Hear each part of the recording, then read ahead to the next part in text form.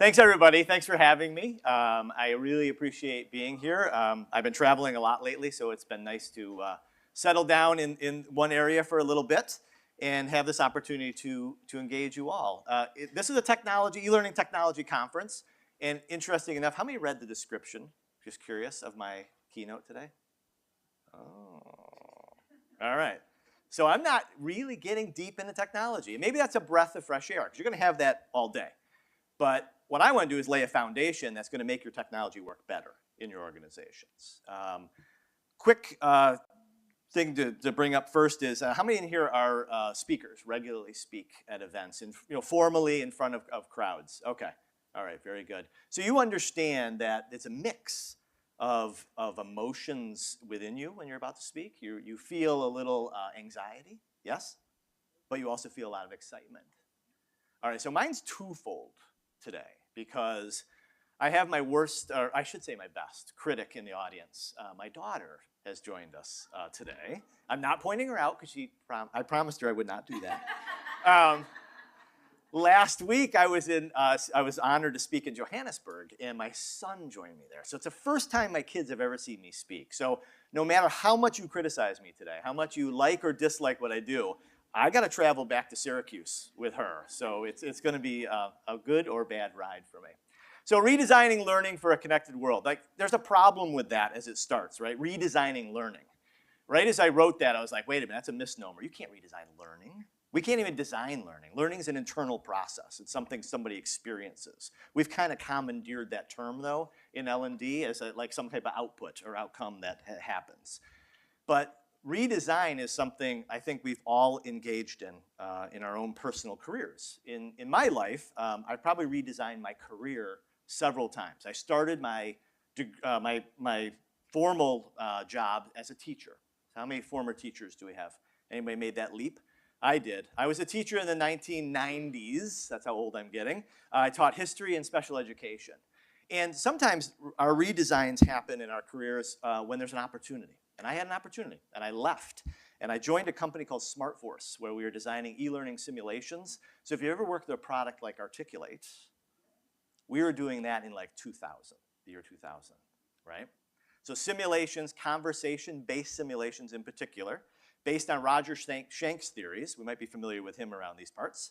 And they were really expensive, and we went belly up.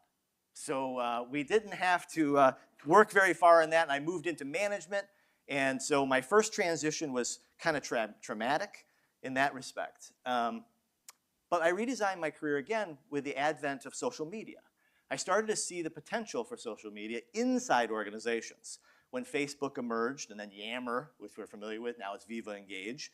I started to work with those tools in about 2008 at Aspen Dental.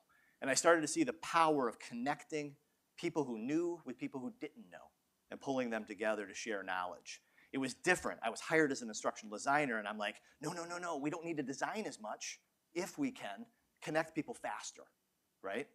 So my redesign moved in that space, and what I found over time was I was making inroads doing this, and I made another leap, and that was into management. I headed up L&D at a company called Systems Made Simple, and at Systems Made Simple, I designed the first, what you call a connected corporate university. And that was using a product called Jive. And I was connecting our haves and our have-nots of knowledge in the organization. And it really kind of opened my eyes to what we could do in that space. Of course, time marches on, and I moved on to, as many of you probably know, I work for the e-learning guild, Learning Guild now. So you might know it as the e-learning guild from the past. I'm the director of event programming. So if you attend DevLearn or Learning Solutions, which it was formerly known as, your proposals would come through me. And I think today at lunch, if you're interested in learning how to speak at a conference, I'll have a session and talk a little bit about what we do and bring that home to you. So as I mentioned, my daughter's here. She knows me as Daddy. You guys know me as the director of event programming. And one other event happened in my life that really caused a transformation. And that was, I read this article in 2018. And I'm on this course, I'm like the social guy. I'm like the guy who is all about social technology. And I came across this journal article of an attitudinal study of 60,000 people in 51 countries by Nina Sorolla in the Journal of Management. And in that study, she found that even if there's a whisper of a recession, a hint of a downturn, people stop sharing their knowledge. Collaboration dries up. Cooperation, poof. You're all nodding your heads. You're surprised by this or no? Why not? Somebody. Yeah. Fear. Why? What's the fear? Right. If you know more than me, I'm out. You're better. You're off. We're not surprised by this. I think what we should be surprised is the fact that we're okay with it. We've accepted it. It's our reality. In a lot of ways, I'd say we've designed our organizations that creates this environment. Can we redesign our organizations to allow, in times of trouble and concerns, to weather those storms? And that's kind of what this is about today. Yuval Harari wrote a book called Sapiens. Anybody read it? There's a great quote from it. He's an anthropologist. And one of the things he makes note of in there is we, human beings, I would argue, we're social by design. Right? This is how we communicate best, right here, looking each other in the eyes and our body language. And yet, our organizations, or what I should say is what happened is, what nature has enabled in us, our organizations have disabled. You can credit my daughter for creating this animation. But it's not always that bad. How many of you have worked in or currently work in what you define as a small organization? 50, 75, maybe even less people in that. It's different. I've worked in many small organizations. It's very, very different. Passionate. People don't think about their titles and jobs as much. The parking spaces aren't reserved for certain folks, right? Offices and areas of the organization, people are looking over each other's shoulders. They're learning different aspects of the job. I've been there and we've lost that. This simple graphic I call is about the warnings of social atrophy. That as we grow in our organizations, we start to compartmentalize and departmentalize. We separate people into roles in the organization, and we separate their knowledge. We separate the ability, right? We've put too much effort into things like efficiency and productivity and effectiveness. In the meantime, we've lost innovation, creativity, and continuous learning. I think both can exist. Actually, I think we can return to small. It's not a numbers game. Right? It's about reducing the barriers between people in our organization. Here's a perfect example of social atrophy. There's a hospital study, okay? The Mass Design Group, they focus on architecture. So we're talking about physical features. Two things they discovered. A hospital that has more operating rooms will perform less C-sections. Oh, excuse me, more C-sections, less natural births. Anybody surprised by that? More operating rooms, less natural births. Second thing, which I thought was fascinating, was in the rooms, a recovering patient who is facing the window of their room, looking outside, will recover faster than one that faces the door. Anybody want to tackle those two? One of the two? Why is that? Usually the second one gets people engaged. Why do you think it is that somebody who faces the window recovers faster than somebody who faces the door? A patient. Yes? And? What's the outside do for you? Hope, right? It's aspiration. The sun is shining. I want to get back to my life, right?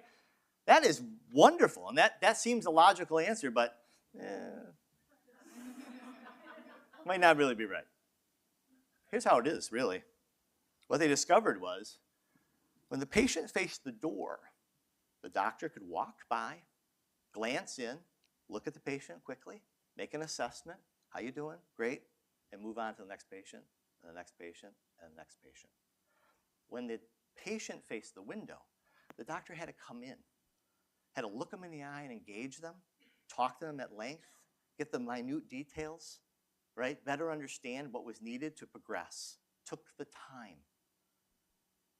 Our hospitals started to become much more about efficiency and effectiveness. They lost their way, is what this mass design group discovered. The focus wasn't on patient recovery and getting back to work. The focus was on money, right? And the doctor's convenience and how quickly we could move them along. They lost their way. Well, we're not talking today about barriers of a physical sense, architecture, but we are talking about barriers of a different nature, ones that you can't always see or you can't always touch, but they exist in our organizations. Dave Snowden is a renowned knowledge management guru, worked at GE forever. Is anybody familiar with Dave Snowden's work in Cynefin? That's pronounced Cynefin, by the way. All right, Cynefin was a Welsh term for the habitat. Do look up Dave. You got to give him a lot of credit for this. And he came up with a simple framework that's been evolving for, got to be 10, 12 years now. It says we exist as individuals, organizations, or even nations in these habitats at different periods of time. So we can look at this historically on the right-hand side and say, you know, when you're in a complicated or obvious situation, the answer is known, right? The answer is knowable. We can open up a book. We can look at documentation. We can follow a procedure. This was great when we were in the industrial age. Everything was repeatable. Repeatable jobs, repeatable tools, repeatable tasks. Time went slower in the industrial age. Change, I should say, went slower in the industrial age. Documentation and expertise is all we needed. Somebody knew, we asked them. We didn't have somebody around, we could look it up. Life is good. Now, you move into the knowledge age, the time we live in today. We're in the complex. I won't get into chaotic, because Dave talks about that as a house of fire, right? In a situation, a house of fire, you got to get out of it and then kind of look back in retrospect. We did have a house of fire, though, about 3 years ago. What happened? COVID, right? Everything shut down in a heartbeat. Businesses were like, how do we survive? People were worried about how they survived. Employers were like, I got to keep the business running, but I also got to have a heart for my people and hopefully they're okay. That was chaos. But we quickly moved into complex state. Work from home, right? How are we going to manage that situation? According to Dave, in complex and chaotic situations, the answer is unknown. We only know in retrospect if we did the right thing, right? The only way we're going to find solutions in complex environments, the ones we live in today, is through cooperation and collaboration, bringing people together, right? Novel solutions. You can't train your way through this. Take a look up here at these list of challenges that organizations face. Just a real quick show of hands. How many say your organizations are dealing with any of these? Yeah. Now, I kind of hinted to it. This is complex state. This is what your big businesses, even small ones, are really focused on now. These are the big challenges they have. The funny thing is, you can't demand your people find a solution for them. And I'd argue, you can't train your way to a solution either. It's dynamic. The problem is, we have been focused too much on the center of this little cloister I created, right? We try to focus on direct behavior change. We try to focus on changing people's beliefs, leadership in particular. Always about the edicts. Hey, we're going to be this. We're going to do this now. Everybody collaborate. We're together. What we've missed, we've failed to keep talking about, is a level up. And that's where we all play a role. Org design. All right, I get two reactions when I mention organizational design. One is yawns. And the other one is usually eye rolling. Ain't my job. That's not what I do here. But it affects you. You don't see it, right? You don't hear about it, but it exists. Even if your organization doesn't talk about it, it's already in place. Org design is often looked at as being like the lines and boxes, right? Who's where and who talks to who. Yeah, that's part of it. I think a highway is a great metaphor to better understand org design. There's three parts to it. There's a strategy or purpose to org design. There's structure. And then there's systems. That's the part we're going to get into. Hence the reason it's yellow, so it stands out. All right, everybody, real quick. What is the purpose of a city highway? What's the purpose? Anybody want to take a shot? Nice and brief description. Manage traffic flow. Oh, that's the one I always use. I say, yeah, move you from A to B, or not you personally, but it could be goods and services, right? And then, of course, somewhere in that mix should be the safety, right? Safely do that, maybe, right? The second part of this is the structure. So what are the structures? What are the tangible things when it comes to a highway? It's not that hard. Pardon me? Maintenance, the work on it, pardon me? Roads, the roads themselves. What else? Talk to me. Bridges, the lights, the paint on the road that tells you what to do, what not, the on-ramps, right? The signage, exactly. All right, then we get to the systems. What are the systems within a highway?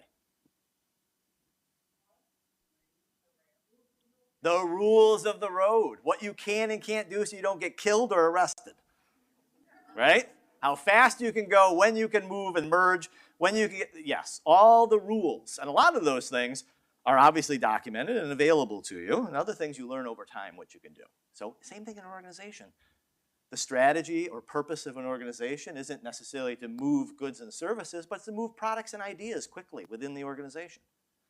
The structure of an organization is not asphalt and signs as much as it is those lines and boxes. Who is where and who communicates and connects with who and oversees. The systems piece that we're going to talk about. What are the rules we operate in that are either hindering or helping our ability to connect with others in our organization? What holds us back? What propels us forward when it comes to these rules? Some of them we can articulate, some of them we can't. I'm going to tell you a quick story about a bookstore you're familiar with. Everybody knows Barnes & Noble, right? I was surprised when I went to Johannesburg. I mentioned this, and a lot of hands went up. They were familiar. It's a US-based company. They're like, I've heard of it. So, of course, you know Barnes & Noble is an iconic book retailer. And we also know that in the 2000s, 2010s, they ran into some heavy competition. Who was that with? Amazon, right? The first thing Amazon was all about was books. So, of course, Barnes & Noble takes the hit. Interesting enough is what Barnes & Noble did to pivot. And what they did was they started to focus more on the publishers rather than the consumers. They started to put the books out that the publishers would pay them to put out, right? They started to discounts and have sales on the books.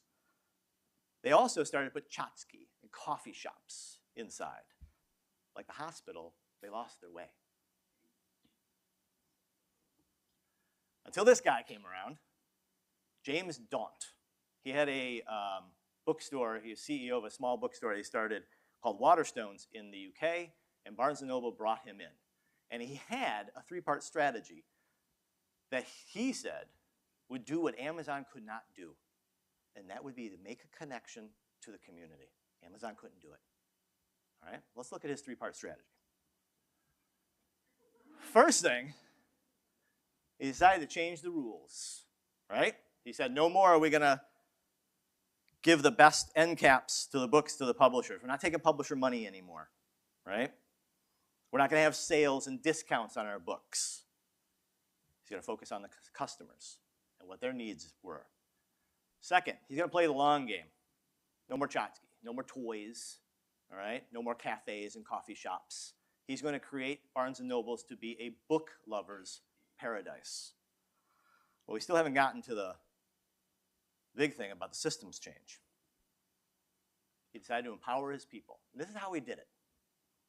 He told his employees, and particularly his managers, to pull every single book off the shelves in every store and evaluate if those should be sold in their community. Every single book had to be evaluated to stay or to go. He didn't tell them how to do it. He said, figure it out. This is what needs to be done. What do you think they had to do to figure out what the community wanted in their books? Talk to them. Management that was focused more on transactional relationships and focused on their employees had to sit down with customers, had to watch them, had to be social. to change the system. And from that, Barnes & Noble in 2022 gained 16 more stores, and another 30 are planned this past year. They changed the game, they focused on the people, they went smaller, right? What James unconsciously did, in my mind, because I know for sure he did not read my book. I'd like to say he did. He did not read my book. But he focused on making the organizational design elements, in particular business processes, decision-making, and leadership and management, more open and transparent. Now, what do I mean by that? Open and transparency is an invitation, all right? Openness is an invitation for criticism, for input, right? Transparency is just an opportunity to see how the sausage is made, to be able to actually witness what's happening and possibly ask the questions why. Openness and transparency. The question I have is, how can we make things like knowledge management more about sharing? How can we make recognition and rewards much more about collaboration and cooperation? And how can we make talent development more about informal and social learning in our organizations?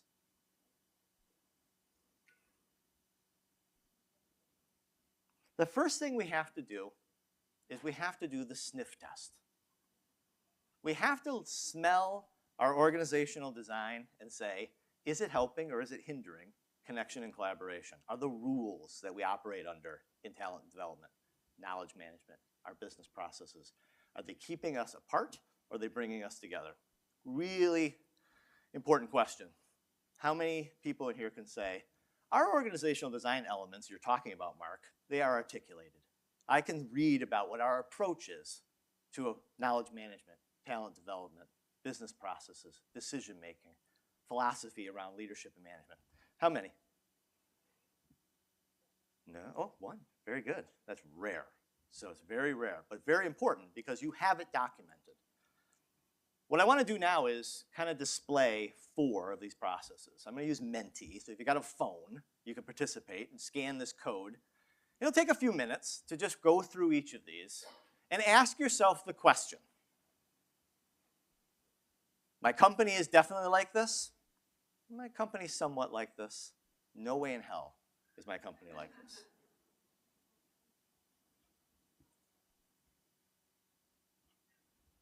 And my fingers are crossed that technology works at a technology conference.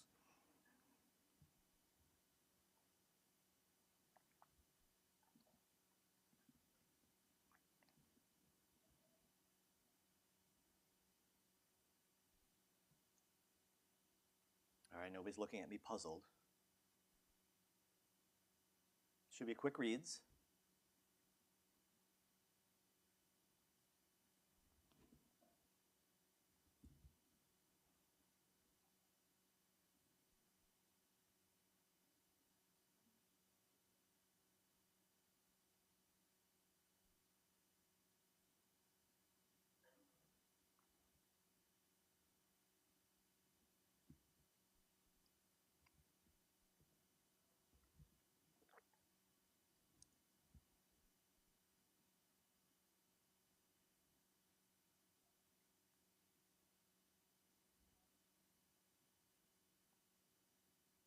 Just basing. Eyes are still on phones, or eyes are looking up. I don't know where we're at.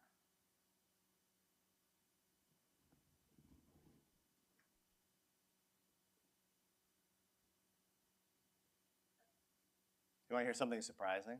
I'll be very curious of how our answers compare to what I heard from an international audience in Johannesburg.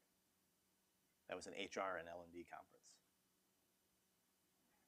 Another minute?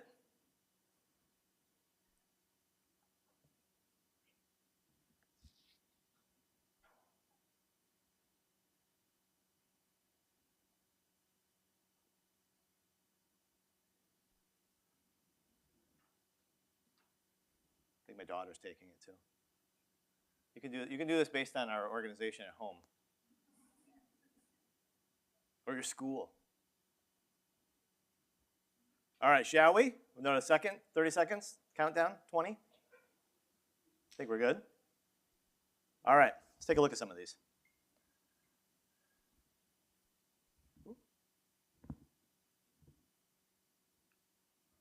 I'm not advancing.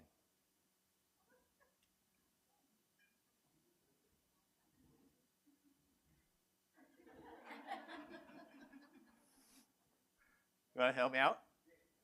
Because I don't have a deck anymore. You own it. Yeah, it's just advance.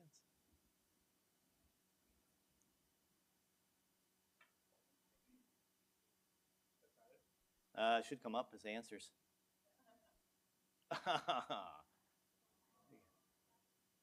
Your system has a plug-in. Oh, you're the best. You might just have to click the mouse and advance it. I don't know, because it's like a different type of slide. Okay, we'll try it again. Holy moly, this is great. 10% highly agree that that is you when it comes to decision-making rights in your organization. Really curious, where's my 10%? You should be proud. That's excellent. And you were the one who articulated, in your organization. Somewhat agree, disagree, all right? We're a little heavier on the back half of don't agree and somewhat agree in these. There are aspects of this that we have, but see how simple that is?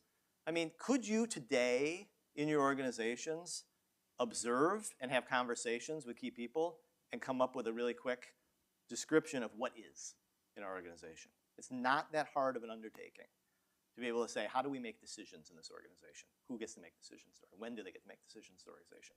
Because once you articulate it, once you write it down, you have a starting point to say, how do we transform this? How do we make this more open and transparent? How do we make sure that in times of trouble, when there's a recession, that our people keep connecting and sharing? Remember, it's a self-fulfilling prophecy when an organization isn't resilient like that and connecting and sharing. That's the time when you need people to be most creative and most collaborative in your organizations. And the moment you have a systems in place that prevent them from doing that or are fearful of doing that, you're exponentially increasing the downward spiral for your organization. Let's try another one. Talent development. Hey, it's working. Somewhat agree on talent development. This is a talent development crowd. I'm really curious on this. What aspects of this, anybody want to volunteer a response? What aspects of this that stood out and said, yeah, that's definitely who we are? Yes? Our team is very active in giving and receiving feedback Yep. as part of the development process, both with our manager and then our manager's manager. Okay. Quarterly meetings with both. Okay, fabulous. And that is something that is just a process that's articulated or a policy or just something that has become the norm of the culture? It's the norm of our division. Okay. And it's put on us. We drive the conversation. Okay, very good. Anybody else want to share aspects of what they see here and they agree with? Yes, sir. Offering at least weekly AMA opportunities. Okay. Share outs where people publicly share their early design, their early ideas and things, and soliciting a lot of communal feedback from the larger organization. Right, fearless, yeah. Can you tell everybody what AMA is real quick? Just say that's right.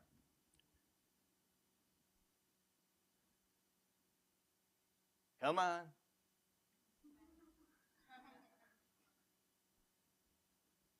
Go back. There it is. KM. We don't think about KM too much in L&D space, but it exists. Knowledge is moving in your organization, if you like it or not, and it's not always going through you. Somewhat agree, 49%. I'd be curious on the KM side, how many had like, yeah, we agree with this aspect of it. Anybody want to share? What aspect of KM that their organizations agreed? Oh, we're a little shy. If you have social media in your organization, how many do? Have you used like Aviva Engage, Teams? All right, hands are going up. Slack, we use a lot of Slack at the Guild. All right. There is opportunity for knowledge and information to move very quickly in there. You can create the space for that and the time for that. But it's more than just creating the space and time for it. You've got to create a welcoming environment for it. And sometimes it involves community management. And our last one, business processes. This is a little bit complicated, but I think the definition makes it a little bit more clear, especially about the fact that it's about the employees having input and feedback, right, on the processes that affect them in particular. And we have somewhat agree. Again, our numbers on mostly agree and highly agree are low, and there's risk there. All I want to say is if you can articulate your processes, you have a starting point, like I mentioned. If you are finding that you're highly agreeing and you're in that space across these four, your work isn't done. How are you going to maintain that? You know, how are you going to make sure that that remains so in your culture? As L&D professionals, we have to think different. We have to get rid of our underlying assumptions about our role in the organization. A lot of times I ask this question, you know, what's your role? And I get a job description, you know, and it usually comes out being I create courses, classes, or resources that help people perform. Got it. You're also a problem solver, right? You have to do the analysis on the front end. And sometimes the answer is not a class, a course, or a document. It's a change in the system to make things work better. The Human Element is a great book. It's written by Loren Norgren. Do look it up. And what he tells is a really fascinating story to make you think different about your role. He talks in this about a story of a Midwest, might be Chicago-based, I don't know, a Midwest furniture store that was focused on younger generations living in cities. And they designed modular furniture, and they had this great interactive website where people could manipulate the items. And they had a showroom where people could come in and put the modules together and sit on them and enjoy them. The problem was nobody was buying. The website showed they were getting lots of hits and a lot of interactivity. They were having a ton of people in the showroom, and yet nobody was buying. So of course, they called in the experts. And the experts said, oh, maybe we should have more options. So they created new line of furniture. They decided to create lamps and tables to go with the couches and the chairs. Didn't work. Maybe we need higher end fabrics. So they started to focus on better materials to put into the products. Maybe people wanted mahogany and they wanted suedes, and nope, did not move the needle. Then they decided we need a better marketing campaign. We need to focus there. Our message is wrong. They tried to tweak it and change it, and it still didn't change. Well, just like James Daunt did with his managers, what do you think Loren did when he came in? Talk to the customer. Hey, you've been on the website. Hey, you've been in the showroom. You're not buying. What's the deal? It wasn't so much they were looking for something different or new. They had a couch. They had a chair, and they lived on the 61st floor. They were like, this is great, but how am I going to get rid of that before I get a new one? So the moment he said, if we take your old furniture away when you buy new furniture, they bought. It was just a matter of removing, not adding to. Human nature is to solve a problem, we tend to think about creating something new when we really should be thinking about what are the barriers? What's holding people back? So it's a good analogy for that conversation, especially when it comes to the social environment, to say if we're going to get people to share and connect and collaborate, then how do we break down those barriers? I say you need a flexible framework. And so what I have is 3 key maxims that we talk about in the book, James Tyre and I wrote. And I think if you look at these carefully as you kind of think about your social solutions in your organization, they'll kind of open your mind a little bit to guide you, right? They're not definitive, they're very flexible, but you'll get a better understanding. Seems obvious that social starts with people, not technology. And yet, when you talk social, what do people say? Facebook, X, Twitter. They talk about Yammer or Teams, or they talk about Slack. Those technologies are wonderful. They extend and they expand conversations, the conversations that should already be happening in your organization. Just because you flick the switch on a technology doesn't mean that people are automatically going to use it and use it as you hope they would in sharing knowledge. So keep in mind that though social starts with people, not technology, the technology has value. It's just not the value you think. Use social technology today, if you have it, differently. Think about it as an X-ray or an MRI on your culture. When you look at the conversations that are happening or not happening in your organization through that technology, it tells you a lot about your culture. We did this test when I was at System Made Simple. One of the executives, I had him post a question about a change in our policy around a digital time card format. And I said, let's just see what people respond with. Not only was I curious of what they would respond with, I was curious of who would respond and when. So of course, he was elated when he saw all these replies coming in about ideas and input. They were all from the next level down. No employees 2, 3 level downs were bothering to have input until about 2, 3 weeks later when they thought it was safe. It was a great conversation in the organization to say, we have an environment here that is not psychologically safe. Only the highest of the executives are having input. Even though they were thrilled at the raw numbers, don't get caught up in those vanity metrics of your tools. Look carefully at the details of what's being said, by whom, and by when.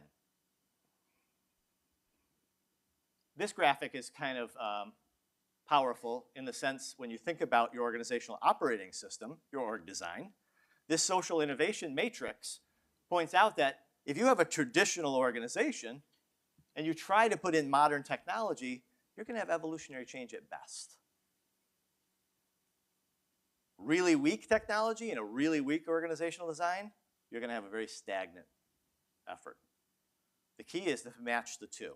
Technology is not going to transform your organization into something robust and engaging. Conversation creates movement. Can't be afraid of the conversations happening in your organization. There's 2 types of conversations, forward and back, small and large. Technology plays a huge role in this. Tools like Yammer or Viva Engage as they're called, bring disparate parts of your organization together for new ideas. The marketing team's talking to the HR team. The HR team has input from product development. Everybody can collaborate in a single space. That is transformational technology. The other side of that is what I call transactional technology, and that's like Slack and Teams. That's where you're asking a question, you're getting an answer. Where's this file? I get my answer to the file. Hey, thank you, and everybody moves on. That is not, but it is the most popular, is not transformational. They're both valuable. They both have a point. They both need to be engaged. There's also conversations that are forward and back. We always think about conversation about innovation and creativity. But we need the conversations in our organization that also help us step back from the curb or from the edge in our organizations. Imagine if we were soliciting and encouraging conversations at Enron or the VW emissions scandal that took place or at Wells Fargo. People knew things were wrong. People knew, and yet they didn't say anything. Much like the Titanic. People knew there weren't enough lifeboats. People knew the metal on the ship was fragile, and they didn't say anything.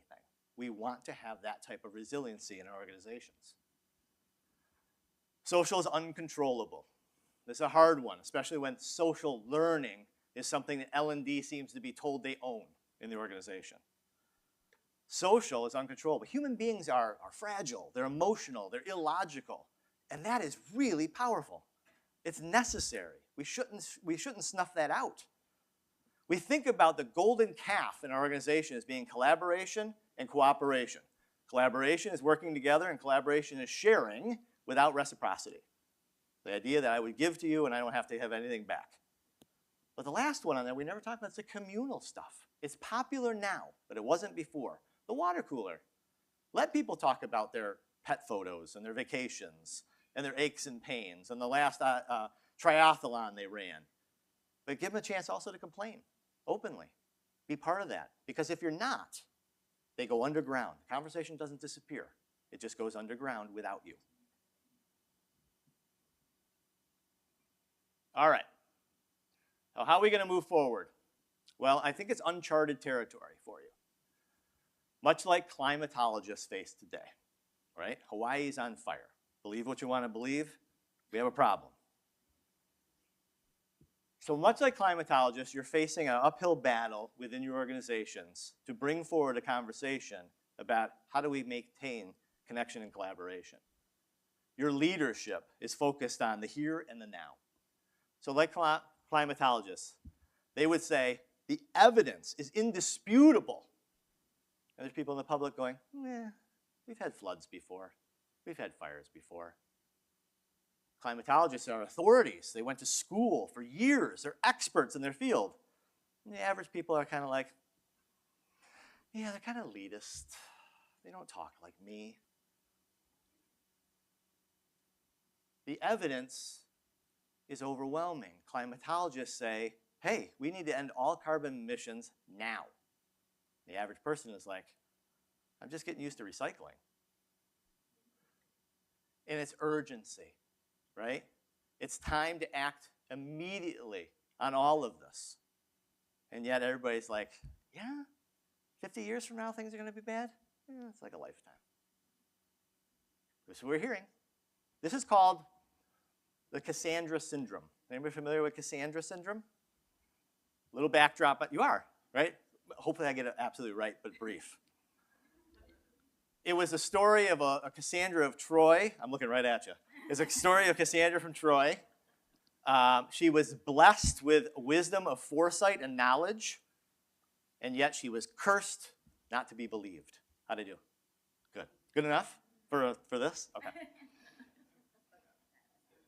So, of course, she was from another place, and she didn't speak the language, and she spoke in riddles, and yet she had wisdom and ideas. You know, women, you get this, right? You have all these great ideas, and nobody wants to listen. Okay. Cassandra is what you want to avoid, and this is how you do it.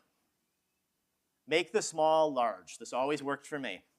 Tell the stories. Stories resonate with people. Even the small stories of people sharing knowledge and information in your organization in small departments or divisions or groups. Because when you do, you boil that down to the basic principles of it, and you look for opportunities to scale.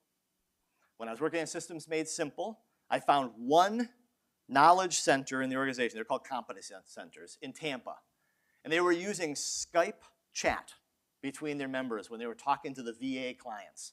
And they would talk to their people, and they'd be in the middle of a call, and they'd be texting, getting the most current information, and moving very quickly.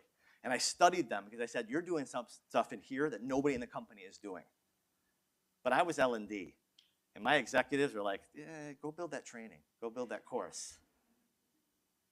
And yet, when I got that manager on board, right, it elevated the conversation where I could never do it. How could we move what you're doing into other departments and divisions? I call this my ground cover approach. Anybody into gardening? I love landscape stuff, and when I was planting ground cover, it hit me that you're planting little plants kind of near each other, but not right on top of each other, and they expand over time there. Find the organizational pieces, the departments, divisions that are closely related, who have interchangeable connections of their nodes in the network, and start with the one that's working really well, and have that bleed out to the other ones. It takes time, but it works. Get a seat at the table. It's cliche, I know, I'm sorry. Getting a seat at the table is speaking the language. What do the business leaders care about most? Make sure that you're there. If you can't get a seat at the table, get a proxy. Get somebody to buy into what you're talking about and doing who does have a seat at the table to bring this change forward. Your leadership is busy. Know their limits. Push too hard and you push them away. Understand what they're focused on now and guide your decisions about what you communicate and when you communicate and how much you communicate change in this area. Asking somebody to articulate the organizational design might be too much too early. Might not. Understand where they stand and the impact it can have. Now, not later. You can't use words like creativity, innovation, right, in your organization. Those are lofty, nebulous, they're gray. You need to talk in concrete terms. A more socially connected organization is going to do a couple of things. Going to improve employee retention. People need friends. People go to work, but the peripheral part of this is they make friendships, they share knowledge, they stick around when they're connected. The other thing I say that might sound like a little bit threatening to an L&D crowd is it will reduce the amount of training you produce. That's a good thing, right? We don't want to be, wherever there's a nail, we got the hammer. What we want to be is producing the most impactful, targeted training when it's absolutely necessary, because it will not only solve the particular problems you're trying to solve, it'll also endear you better to the crowd that's asked to take this particular training and the resources that you're producing. If people are more willing to openly share and collaborate and connect in your organization, knowledge moves more freely in the organization, the training you produce is more valuable to them. As we get close to the end, I want to make sure I have a little bit of time in here for you guys to ask me any questions. So I want to bring up the parable of the downstreamers. Is anybody familiar with the parable of the downstreamers? All right. You guys are all the downstreamers. I mean that well. I'm heartfelt. So the parable of the downstreamers is pretty straightforward. One, in an ancient village long ago, villagers awoke one day to see people floating down the river, floundering in the water. They were drowning and struggling. They didn't speak the language. So the villagers did what anybody would do. They reached out into the water, they swam out into the water, and they rescued as many of these people as they could. The next day, more bodies were coming down the river. And they decided, well, we need a better infrastructure. We need more boats. We need life ropes. We need better training. And they worked on that, and they saved more lives. The next day, even more bodies were coming down the river. And they talked about hospitals and better systems to save all these people coming down the river. Finally, one person in the village spoke up. Has anybody gone upstream to figure out why the bodies are coming into the water in the first place? These are the systems that guide our behavior in our organizations. And until we have the conversations about how they impact performance, behavior, and social connection, we're not going to be able to change them. We're always just going to be saving people over and over again from broken systems in the organization. Thank you.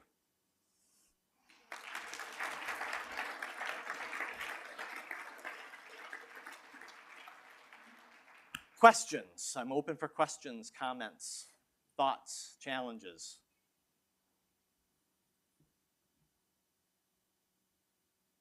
Yes, sir. Really inspirational on having to change your point of view on how these systems interact.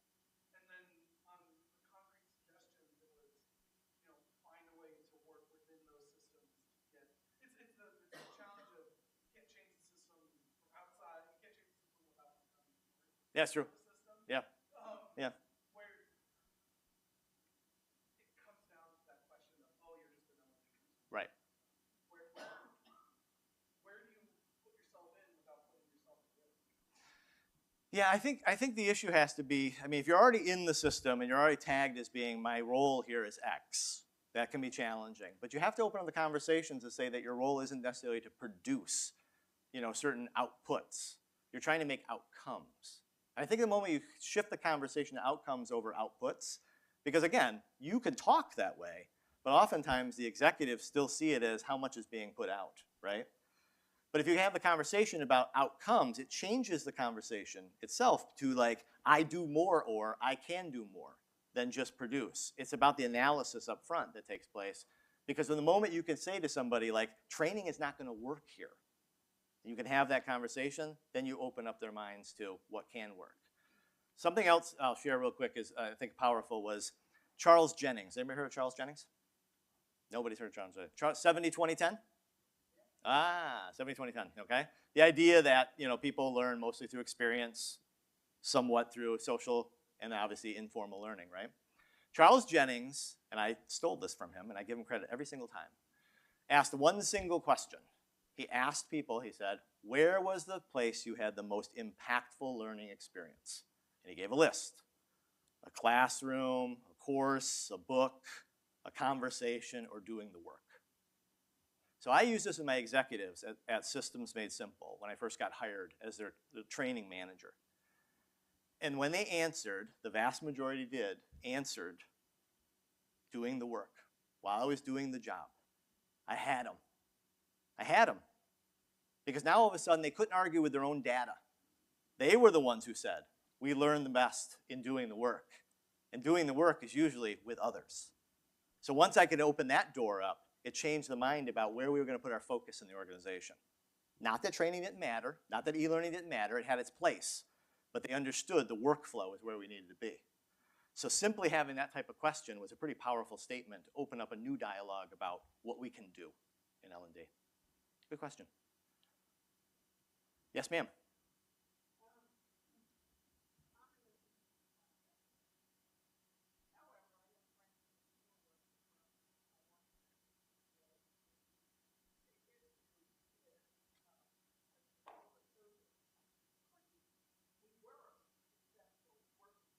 Yeah.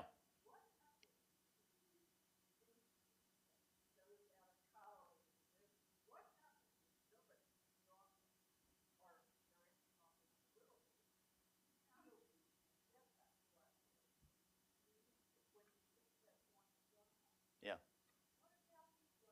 Yeah, I agree. I agree in the sense that there's, yeah, formal learning obviously has, when you're a novice and moving into practitioner, there's this flow of like, you need more formal learning. As you get to be an expert, you need less formal learning. You need more of that tacit and collaboration. I mean, every organization's different. They're gonna have their particular requirements around that. But I don't discount the fact that you can't engage with technology to make that work. You know, it's just a matter of targeting the specific aspects of that internship or the role that you could lean into technology so there's more sharing between the experts. So, for example, at Aspen Dental, we started an onboarding program, right? So kind of internship, I'll get related to that. And what we did is we just leaned into the expert office managers who were in the field. The office managers were being trained. And we would create these online through a wiki, these scenarios. And so the experts didn't have to change they didn't have to come out of their role and their job. We would create these scenarios and they would have this dialogue to learn through them what was happening in the offices in real ways. And they were remote. They never talked to these folks, you know, face to face. They just did it through a virtual platform where I could leverage their expertise, you know, to inform the novice in that area. So little things like that can make a difference. It's just building much more of a robust kind of community of that as a social tools can play that role.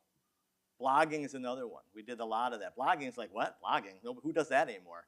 But if you can create the space and time in your organization where that's valuable, people lean into that to learn from those experiences. It's creating the space and time, and that's a systems change in a lot of ways.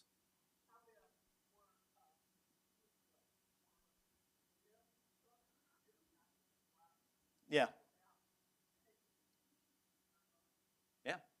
Yeah, and I think the other thing to remember too is like this is there's something called media naturalness theory. It's really important that basically as human beings, the more we have this, we understand each other. So video is extremely powerful from the synchronous, you know, versus the asynchronous.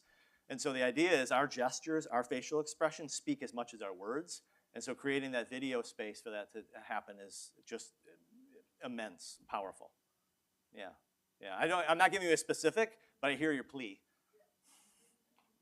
Somebody else had a hand up. Yes, ma'am. Yes.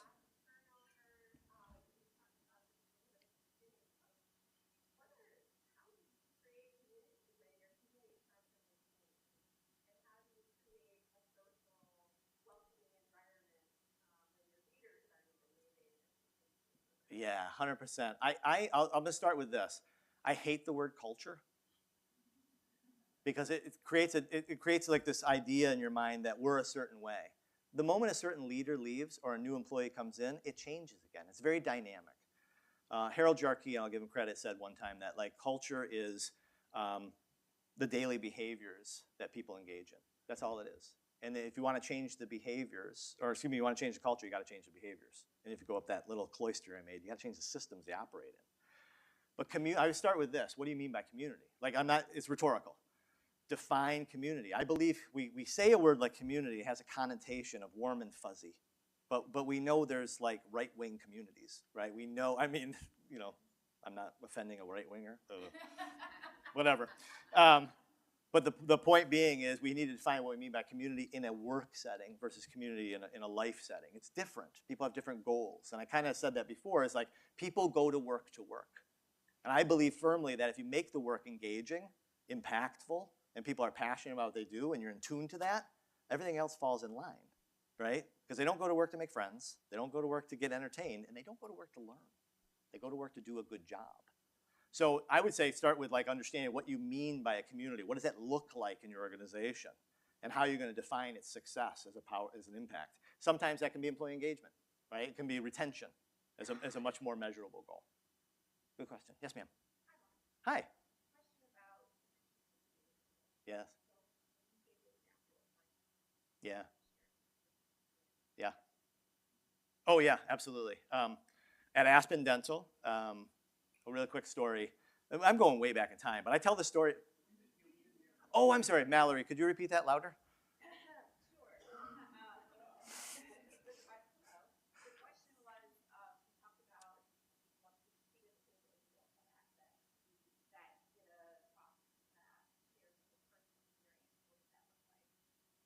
Yeah.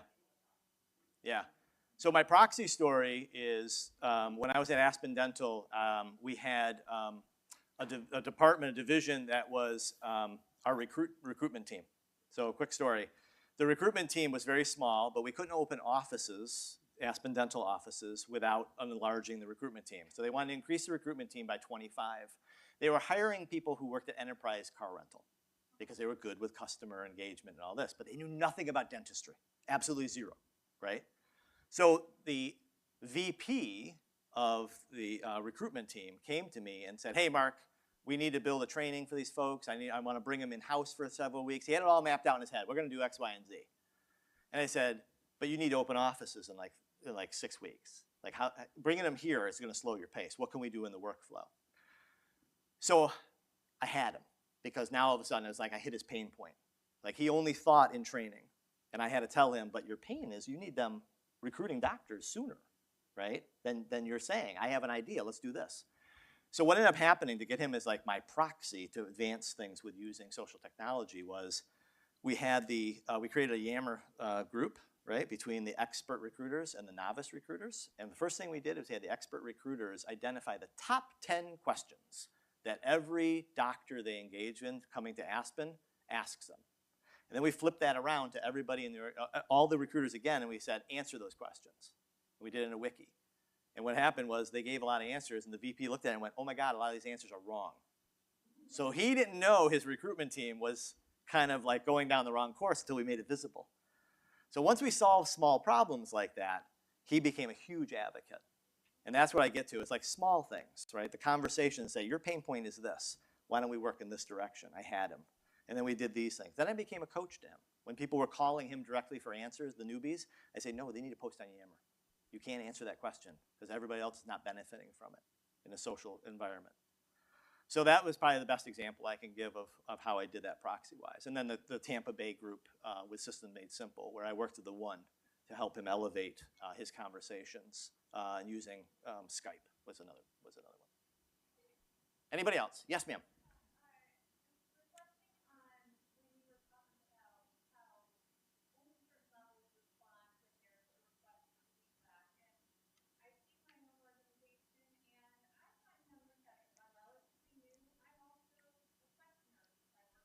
Sure.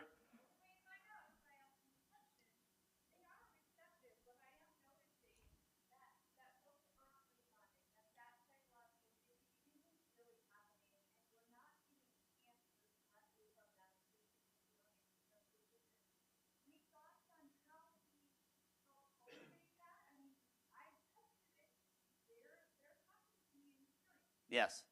Yeah. Well, I think obviously they're looking up to that level and they're a little bit fearful, right? But you've proven that's not an issue. You've proven it. But they might need to hear that from those executives.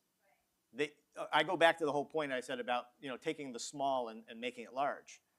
You need to work with them and say, I'm seeing this, and we can get more bang for our buck if other people would engage. You need that executive to like say somewhere, somehow, point you out as a perfect example that they want to see this from people in the organization. It's a weird conversation, but it's a fair conversation to ask the question, what holds you back? But it should come from the executive. And if the executive can say, I'm sorry, what's your name, ma'am? Corey. Look what Corey did. You know, we really appreciate what Corey did here. You know, like things like that make things a little safer for others because they're pointing it out. Because they might see the engagement and they're like, yeah, but what does he think about or she think about Corey? But if that executive comes back and says, no, this is what we want to see, thank you, Corey, other people are going to open up. Other questions? Yes, ma'am.